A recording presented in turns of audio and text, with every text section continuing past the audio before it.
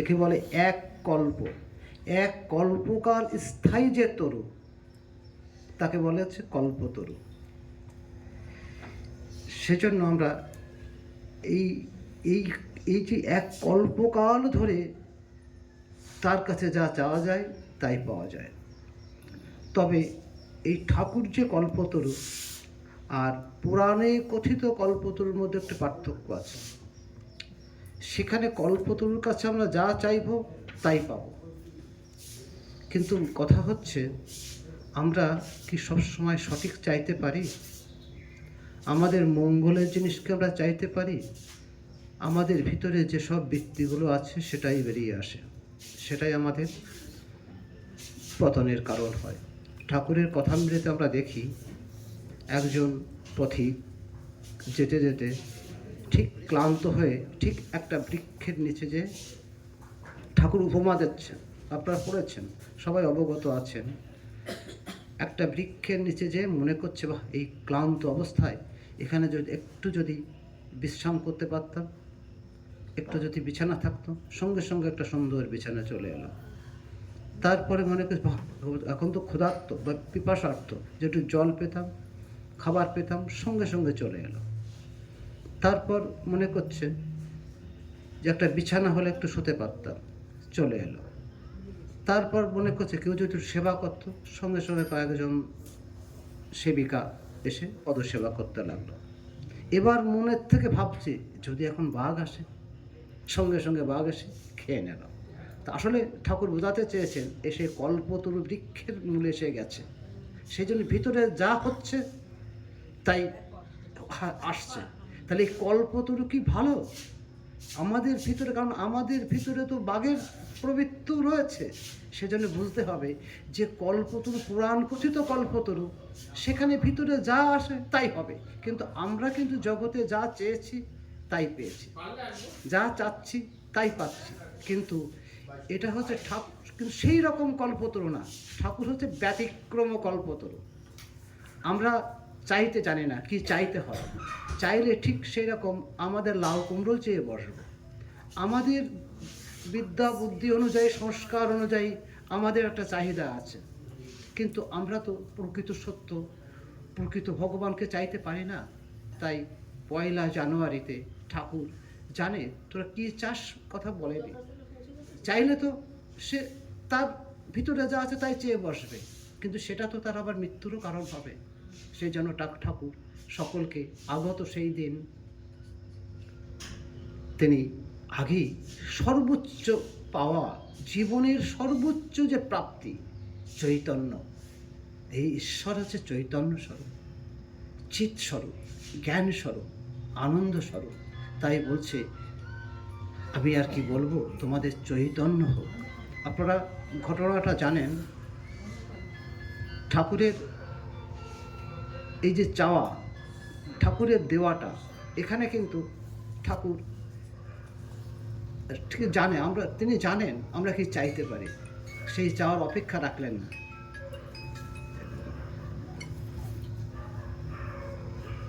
একটু সুইচটা অন করে দাও। ঠাকুরের যখন, আচ্ছা একটু দেখেন, শোনান। ঠাকুর যখন তার সমগ্র সাধনা শেষ হয়ে যায়, তখন কখন সাধনাটা শেষ হয়ে যায়? তার দীর্ঘ প্রায় 12-14 বছরের দীর্ঘ সাধনা, অনন্তভাবে তিনি সাধনা করেছেন। সাধনার অন্তে মাকে যখন ষোড়শী রূপে পূজা করেছে, ষোড়শী রূপে, তখন ঠাকুরের সমস্ত সাধনার অন্ত ঘটে। তারপরে তিনি অনুভব করলেন তিনি অবতার। এর আগে কিন্তু ভগবান কোনো অবতারই বুঝতে পারে না আমি ভগবান, কারণ বুঝতে দেওয়া হয় না। বুঝতে হলে তার যে তিনি যদি জেনে যায় আমি ভগবান, তাহলে তার সেই সাধনাটা জেনুইন হয় না, কিন্তু মেকি থেকে যায়। এটা তার যে কোনো অবতার লীলা প্রসঙ্গে আছে। আমাদের ঠাকুর যদি না আসতেন, আমরা আগের অবতারকেও সঠিকভাবে জানতে পারতাম না। সব অবতারই এই হয়, যখন জেনেছে এবার এই অবতারের বৈশিষ্ট্যটা কি, সব অবতারই তো ধর্ম সংস্থাপন করার জন্যই আসে, কিন্তু এবারের তিনি কি ঠাকুর সমস্ত সাধনার শেষে তিনি একটা উপলব্ধি করলেন, তিনি যেখানেই যাচ্ছে ঠাকুরের সব ভাবটাই যেন ভালো লাগছে, যে কোনো ভাব, যে কোনো জায়গায় যাচ্ছে বা যারা আসছে তাদের প্রত্যেককেই ভালো লাগছে বলেই তিনি সেইভাবে সাধন করছে। ভালো না লাগলে না, আসলে মাই তাকে দেশ করাচ্ছে, কিন্তু তিনি একটা উপলব্ধি করলেন, সবাইকে দেখলেন, মানে যেখানে যাচ্ছে দেখেছে তাদেরকে ভালো লাগছে, কিন্তু তাদের মধ্যে এমনকি তাদের মধ্যে যে সিদ্ধ পুরুষ রয়েছে, সিদ্ধ মানব রয়েছে, তাদের মতো সে উদার ভাবটা নেই, একটা আর একটা ভাবের উপর একটু আক্রমণ করছে। এইটা দেখছে, আবার নিজের দিকে তাকাচ্ছে, নিজের দিকে তাকে, তাই তো আমার তো এরকম মনে হয় না, এটা খারাপ এটা খারাপ এরকম মনে হয় না। দেখেন সিদ্ধ তোতাপুরী, তিনিও কিন্তু সিদ্ধ, তিনি অদ্বৈতভাবে সিদ্ধি লাভ করেছেন, তিনিও কিন্তু ওই এইভাবে এই দ্বৈতভাবে এই মায়ের কাছে বলছে আমি, আমার মা জানে, বলছে মা কি, মন্দিরে মা আছে।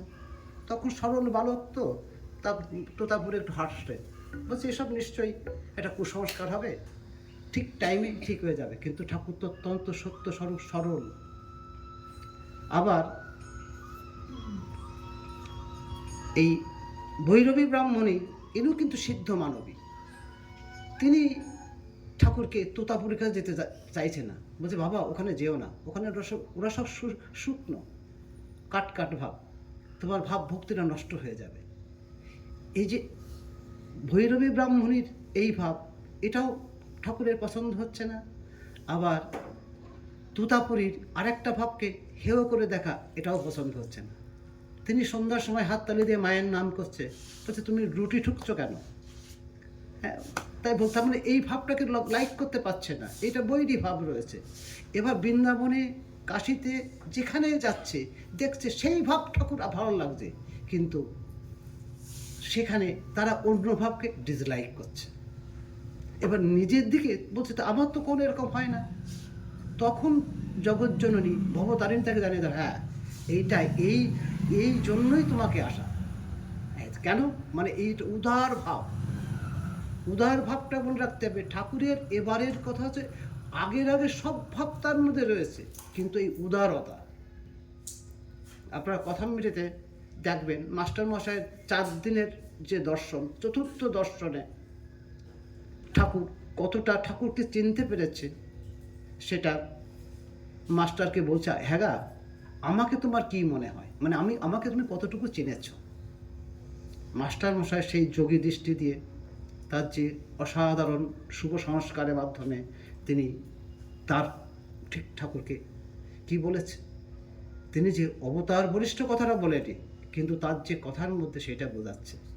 বলছি একাধারে প্রেমা ভক্তি, এইরকম জ্ঞান, এইরকম বৈরাগ্য, এইরকম ত্যাগ কখনো দেখিনি, আর এইরকম উদার ভাব। মানে তিনি বোঝাতে চাইলেন এইরকম জ্ঞান, মানে আচার্য শঙ্করের মতো শুদ্ধ জ্ঞান, এইরকম বৈরাগ্য, মানে বুদ্ধের মতো বৈরাগ্য, এইরকম প্রেমা ভক্তি, চৈতন্য মহাপ্রভুর যে ভাবটা আছে প্রেমা ভক্তিতে হবে, তাহলে এই সব কিছু আপনার মধ্যে দেখতে পাচ্ছি, কিন্তু এর সাথে আপনার স্পেশালিটি কি? এই উদার ভাব, এটা ঠাকুরের নিজস্ব।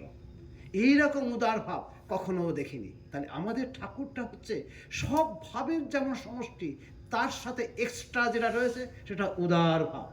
এই উদারতার জন্য তিনি কোনো জায়গায় কোথাও কার্পণ্যকে বলে কিছুই নেই, অবারিত দ্বার।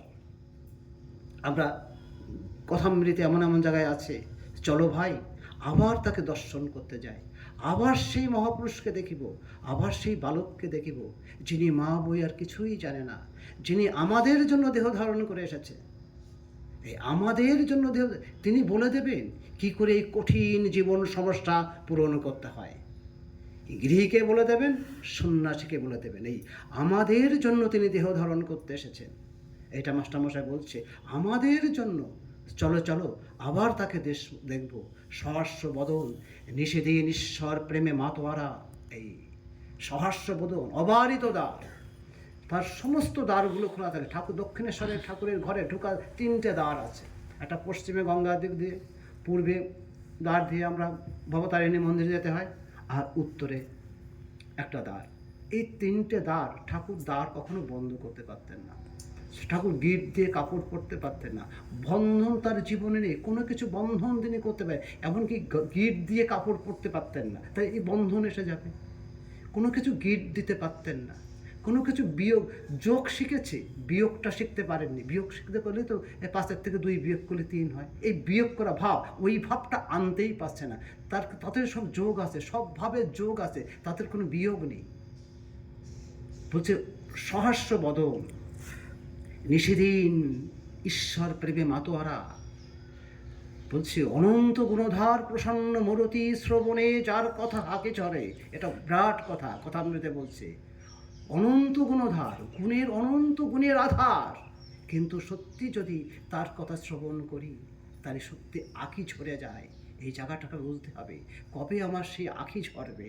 আঁখি ঝরাটা হচ্ছে ভগবানের অন্তর থেকে, অন্তরের থেকে যদি অনুভব না আসে, অনন্তের যদি সত্যি যদি ঈশ্বর অনুভূতি না হয়, আর ঠাকুরের সত্যি এমন তার প্রেমের কথা যে আঁখি ঝরে যায়। এখনও পর্যন্ত যারা সত্যি ভগবত প্রেমিক, সত্যি একটা গানে তার কথায় তার একটা ভাবে আমি একটু আগে একজনে শুনছিলাম, এই শিবদিশানন্দ মহারাজ গান করছে, পাশে বসে আছে, বলছে আর আমি চোখের ধারা আর রাখতে পারছি না। মানে এই যে সত্যি যদি ভগবানের টান হয়, এই মায়ের যে গভীর যে গান বা ঠাকুরের গান, এই ঠাকুরের কথা, এই কথা যদি সত্যি আমাদের হৃদয়ের তন্ত্রীতে বেজে ওঠে, তাহলে আমাদের আঁখি ঝরে যাবে। তাই মাস্টার মশাই বলছে শ্রবণে যার কথা আঁখি ঝরে।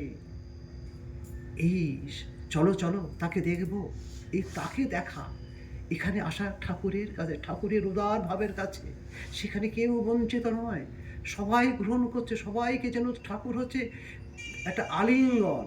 মানে কি লক্ষীশ্বরানন্দ মহারাজ বলছে রামকৃষ্ণ হচ্ছে বিশ্ব জগতের, সমগ্র জগৎকে বিশ্বপ্রেমিক আলিঙ্গন, সমগ্র বিশ্বকে তিনি আলিঙ্গন করছে, সবাইকে বুকে টেনে নিচ্ছে, কেউ বঞ্চিত নয়। এই যে কেউ বঞ্চিত নয়। আর তার মধ্যে রয়েছে একটা বিরাট ভাব, যে ভাব কি, যে ভাব সবাইকে রক্ষা করার ভাব, এটা হচ্ছে মাতৃভাব। মা ঠাকুরানী কিন্তু ঠাকুরকে, এই যে আমরা ঠাকুর সব যতই পড়ি না কেন, এমন কিছু মৌলিক জিনিস আছে আমাদের দ্বারা বোঝা সহজ নয়। সর্বধর্ম সমন্বয় এসব অনেকে স্বামীজি ব্যাখ্যা করেছে, সবই বলেছে, কিন্তু মা তাতে তৃপ্ত আছে। দেখো বাবা, এই তোমরা যা বলছো এইটাই যে ঠিক তা না, তো আমার মনে হয় এবারে তার স্বাভাবিক ত্যাগ কেউ কখনো দেখেছে? স্বাভাবিক ত্যাগ আর কি, আর ঠাকুরের মধ্যে একটা মাতৃভাব ছিল। এই মাতৃভাব মানে রক্ষা করার ভাব। মাতৃত্ব একটা সত্তা, মাতৃ মানে মেয়েদের মধ্যে থাকে তা না, পুরুষের মধ্যেও থাকতে পারে। মাতৃ মানে যে ভাব দিয়ে আমি সবাইকে রক্ষা করব, সব ভাবকেও রক্ষা করব, একে বলে মাতৃভাব, সকলকে রক্ষা করব। আর সেই মাতৃভাব রক্ষা করার জন্য ঠাকুর বলছে তিনি আমাকে রেখে গেছেন। ঠাকুর সব থেকে বড় জিনিস কি দিয়ে গেছে? আমাদেরকে একজন মা দিয়ে গেছে। এই রামকৃষ্ণ সঙ্গের সব থেকে বড় পজিটিভ দিক হচ্ছে অন্য অন্য সঙ্গের আমরা একজন মা বলতে পারছি। মা, এই মাকে রেখে গেছে। এই মাকে রেখে যাওয়ার জন্য এই মাকে, মা যে সেই ষোড়শী, সেই ষোড়শী মানে ঘনীভূত আত্মাশক্তি, এই তারই একটা অংশ হচ্ছে দুর্গা, তারই একটা অংশ কালী, তারই একটা অংশ পার্বতী, তারই সব অংশ সমস্ত দেবীরা। কিন্তু ষোড়শী মানে হচ্ছে সেই ঘনীভূত আদ্যাশক্তি, সেই তারই একটা সমস্ত দেবদেবী সব তার অংশ, তার শক্তি দিয়ে হচ্ছে। সেই শক্তি জন্মগ্রহণ করেছে, তাকে অ্যাক্টিভেট করে গেছে পুজোর মাধ্যমে। সেই ষোড়শী পুজোর মাধ্যমে কুসুম 1873 খ্রিস্টাব্দে ঠাকুর পুজো করা মানে তাকে আমরা অনেক টাকা, 70,000 টাকা দিয়ে একটা মোবাইল কিনলাম, সেই মোবাইল যদি অ্যাক্টিভেট না করি তাহলে কিন্তু মোবাইলে কাজ হবে না, চার্জ না, তার মূল্য নেই। তার ঠাকুর হচ্ছে মাকে অ্যাক্টিভেট করে গেছে, অ্যাক্টিভেট করে এবার তাকে জাগিয়ে দিয়ে গেছে। জাগানোর পরও মায়ের যে এত করুণা, সে ঠাকুর যখন চলে গেছে তখন মা ঠাকুরের বিরহে একেবারে এই জগতে থাকা তার কাছে সম্ভব নয়। তখন ঠাকুর কিন্তু খুবই খুব বেগ পেতে হয়েছে মাকে রাখার জন্য। কি মাকে রাখার জন্য, মানে জগতে যদি মা না থাকতে পারে তাহলে তাকে রাখার জন্য অনেক কী করছে ঠাকুর, বারবার মাকে দেখা দিচ্ছে, বারবার তার মধ্যে গুরু শক্তি জাগানোর জন্য মাকে বলছে আমি একে দীক্ষা দেইনি, কাকে, ওই যোগানন্দকে, তুমি ওকে দীক্ষা দাও। আবার যোগানন্দকে আবার স্বপ্ন মানে আবার দেখা দিয়ে বলছে মার কাছে দীক্ষা নাও। এই যে মানে বারবার তার মধ্যে গুরু মা, ঠাকুর দেহ ত্যাগ করার পরেও কিন্তু ঠাকুর কিন্তু রেহাই নেই, ঠাকুর মাকে জাগানোর চেষ্টা করছে। এবার মায়ের মন এত শুদ্ধ, এখানে থাকতে চায় না, তাই মায়াকে, যোগমায়াকে আশ্রয় করে তাকে থাকার জন্য চেষ্টা করছে। সেই যোগমায়া রাধুকে, এই রাধু জন্মগ্রহণ করেছে কত সালে, 1900 সালে, আর ঠাকুর চলে গেছে 86 সালে। এই 14টা বছর ঠাকুরের অনেক বেগ পেতে হয়েছে মাকে জগতে ধরে রাখার জন্য। এই জগতে যখন ধরে রাখার জন্য মাকে রেখে দেওয়া, এই রাধু যখন এসে গেল, এই রাধুকে দেখে আপনারা জানেন মায়ের মধ্যে যে করুণা, যে মাতৃত্ব, ভিতরটা যেন আনচান করে ওঠে জগতের জন্য। সে একদিন দেখে সুরবালা, সে আমাদের পাগলি মামি, তার অভয়ার স্ত্রী, সে তার কেউ নেই। দেখা যাচ্ছে যখন 2000 সালে হয়েছে, 1900 সালে জন্ম হয়েছে, খুব সম্ভব 26শে জানুয়ারি। 26শে জানুয়ারিটা খুব বিখ্যাত, মনে রাখতে হবে। আমাদের কাছে 26শে জানুয়ারি বিখ্যাত না, আর রাধুর জন্মদিন হচ্ছে 26শে জানুয়ারি। হ্যাঁ, এই রাধু ওই দিনে তার জন্মটা হয়েছে। ঠিক যখন হয়েছে তখন না, এবার তারপরে দেখে সে একটু হামাগুড়ি দিতে, হাঁটা শিখিনি। সে পাগলি, তো পাগলিকে দেখার কেউ নেই, মনে রাখতে হবে। তার দুই কুলে কেউ নেই, সুরবালা দেবীর ওই কুলে এই কুলে কেউ নেই। আবার মায়ের যে ভাইয়েরা আছে তারাও কিন্তু পাগলি মামিকে, যেহেতু ভাই চলে গেছে, ওই সুরবালাকে কেউ আর দুচ্ছাই করে। এই ছোট্ট একটা বাচ্চাকে কে দেখবে? আর পাগলি মামি একদম সিরা নেতা খেতা নিয়ে, ন্যাকড়া, তারপরে সিরা বালিশ, মাদুর এইসব বগল দাবাই করে নিয়ে ছুটে চলেছে। আর সেই মা বসে আছে, আর রাধি হামাগুড়ি দিয়ে হাওয়া করে কাঁদতে কাঁদতে কাঁদতে কাঁদতে গড়াতে গড়াতে যাচ্ছে। আর মা দেখে, হ্যাঁ, ভিতর টানচান করে উঠেছে করুণায়। কি এর কেউ নেই, মা বাবা নেই, মাটা পাগলি, আর আশেপাশে আত্মীয়জন যারা আছে সব তুচ্ছাই করে, আমি না দেখলে কে দেখবে? এই ভিতরটা যেন আনচান করে উঠেছে। তখন মা যে তাকে কোলে নেওয়ার সঙ্গে সঙ্গে ঠাকুর দেখা দিয়ে বলল, এই হচ্ছে যোগমায়া, একে আশ্রয় করে থাকো। এই রাধুকে আশ্রয় করা মানে জগৎ রক্ষা পেয়ে গেল, মা এখানে স্থায়িত্ব হয়ে গেল। তাহলে মাকে এবার ঠাকুরের আর চিন্তা নেই, মানে এই একটা মায়াকে দিয়ে বাঁধাতে হবে, মাকে আটকাতে হবে। এই মাকে আটকানোর জন্য, এখানে রাখার জন্য ঠাকুরের কম বেগ পেতে হয়েছে, প্রচুর বেগ পেতে হয়েছে। সুতরাং আমরা একটা মাকে পেয়েছি। সেই মা কী বলছে? মা বলছে, এই আমি আর কথা বেশি বলবো না, মায়ের যে সব থেকে দান, হ্যাঁ, যে কথাটা আপনারা শুনেছেন সবাই, যে আপনারা যে মায়ের অনুধ্যান করেন। আমি প্রফুল্লচন্দ্র ঘোষ নাম শুনেছেন তো আপনারা? প্রফুল্লচন্দ্র ঘোষ কে বলেন তো? প্রফুল্লচন্দ্র ঘোষ হচ্ছে আমরা বাংলার প্রথম মুখ্যমন্ত্রী।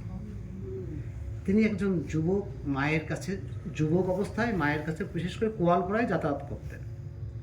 মা তার জীবন দেখে বুঝেছিল এই জীবনে অনেক ঘাত প্রতিঘাত, জীবনে যন্ত্রণা আসবে।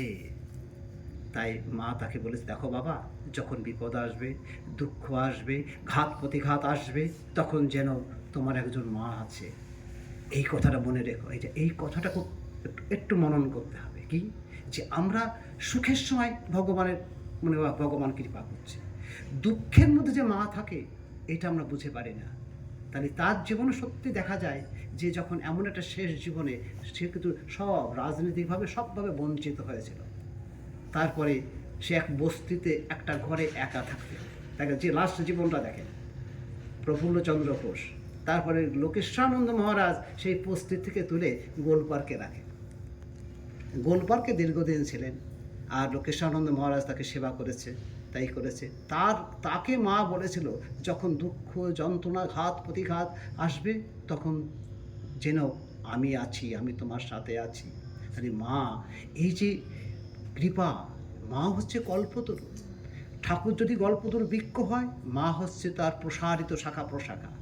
মা যেন আগাম জানতে পারছে এ কী হতে চলেছে, তা এর বিপদ আসতে পারে। তখনও বলছে সেই দুঃখের মধ্যে আমরা যদি মনে করি এই মায়ের আশ্বাস, মানে মা বলে একজন কেন, ওটা প্রতীকই না, তাদের দুশ্চিন্তা আছে, ঠাকুরেরও দুশ্চিন্তা আছে। মনে রাখতো ঠাকুর একটুকে বললাম সদানন্দ পুরুষ, সদানন্দ, এটা ঠিক। আবার মনে রাখতে হবে ঠাকুরের একটা টেনশন ছিল, একটা উদ্বেগ, একটাই উদ্বেগ ছিল। বললাম তো কী উদ্বেগ ছিল? একটা উদ্বেগ ছিল হচ্ছে নিরঞ্জনকে, আরে নিরঞ্জন, দিন তো গেল, তোর কবে ভগবান লাভ হবে? এই নিরঞ্জন নিরঞ্জন আর নিরঞ্জন একটা প্রতীকী, এই আমাদের জন্য আমাদের কবে ভগবান লাভ হবে, সত্য লাভ হবে, এই যন্ত্রণা, এই ভগবান অবতার আর মা এদের মধ্যে সব রয়েছে। আমাদের কবে সত্য লাভ হবে, এই সত্য লাভের জন্য তাদের যে ব্যাকুলতা, এই দুশ্চিন্তা, এইটা তাদের রয়ে গেছে। মায়েরও তাই, মা সন্তান দেখলে বুঝতে পারতো এর কি আসছে, সুতরাং বলে এই বিপদ আসবে, কিন্তু বিপদে ভেঙে পড়বে না, কারণ বিপদের মধ্যে তো আমি আসি। এই আমরা যদি মনে করতে পারি এই কথাটা, আমাদের যখন দুঃখ যন্ত্রণা ঘাত প্রতিঘাত আসবে, এই দুঃখের মধ্যে তোমাকে পাবো, দুঃখের মধ্যেই ভগবানকে লাভ করা যায়। তাই দেখি ভাগবতে কুন্তী দেবী প্রার্থনা করছে, বিপদ সন্তু শস্যৎ, প্রতি পদে পদে দুঃখ দাও। এটা মনে রাখতে হবে, এই জায়গাটাকে অনুভব করা। সমস্ত ভাগবতটা হচ্ছে আমাদের ভগবানের স্তুতি প্রার্থনা, কিন্তু একটা প্রার্থনা ব্যতিক্রমী প্রার্থনা, যেখানে ভগবান দুঃখ চাইছে, মানে কুন্তী দেবী দুঃখ প্রার্থনা করেছে। আর এই দুঃখের মধ্যেই যে তিনি থাকে, মা ঠাকুরানী বলছে দুঃখ হচ্ছে ভগবানের দয়ার দাম। এই দয়ার দাম, এই দুঃখের মধ্যেই ভগবানকে ঠিক ঠিক ধরা যায়। আর মাও আশ্বাস দিচ্ছে, যখন দুঃখ ঘাত প্রতিঘাত যন্ত্রণা আসবে, তখন কেউ না থাকে, আমি আছি, আমাকে স্মরণ রেখো। এই আমাকে স্মরণ রেখো, আমরাও তাই। জীবনে যত দুঃখ কষ্ট আসুক, আমরা যদি ঠাকুর মা স্বামীজিকে স্মরণ রাখতে পারি, এটাই যথেষ্ট। তিনি আমার হৃদয়ে আছে, এর থেকে বড় সম্পদ আর কিছু নেই। এ সম্পদ না, এ বাইরের বিপদ না। বিপদটা হচ্ছে কোনটা? আমি তাকে হৃদয়ে ধারণ করতে পেরেছি কিনা, তাকে স্মরণে মরণে হৃদয়ে রাখতে পারছি না, এইটা হচ্ছে বিপদ। তাহলে মা আমাদেরকে জোর করে এসে আমাদের হৃদয়ে বসার জন্য আকুতি জানাচ্ছে। তাহলে এই হৃদয় আমি থাকি। যাই হোক, আমরা প্রার্থনা করি, মা ঠাকুরের কাছে প্রার্থনা করি, তিনি আমাদের এই হৃদয়ে রাখো। আমরা ভুলে যেতে পারি, আমি দূরে যেতে পারি, মাকে বলতে, মা আমি তোমার অবাধ ছেলে, তুমি যদি আমরা যদি ভুল করে আগুনে হাত দিয়ে বসি, মা তুমি আমাদেরকে ঠিক করে নিও। এই ছাড়া আর কিছু না, আমরা ভুল করবই। আর আমরা যতই ভুল করি না কেন, এই আশ্বাস আমাদের মা আছে, তিনি রক্ষা করবে, এই যদি থাকে যথেষ্ট না। ঠিক আছে, আপনারা আমারে ফোন করেছিল কেন? পড়তে এসে গেছে, বুঝেছে? তাই ভালো লাগলো আপনাদের সাথে একটুখানি মনন করতে, একটু ভালো আপনাদের। সত্যি আপনারা ভগবানের জন্য সব কিছু ত্যাগ করে কেউ ভগবানের জন্য কে আসে? হ্যাঁ, ঠিক আছে, আপনারা যদি সত্যি এটুকু সময় চান, যখনই চাইবেন তখনই ঠাকুরের রূপে আমি আসবো।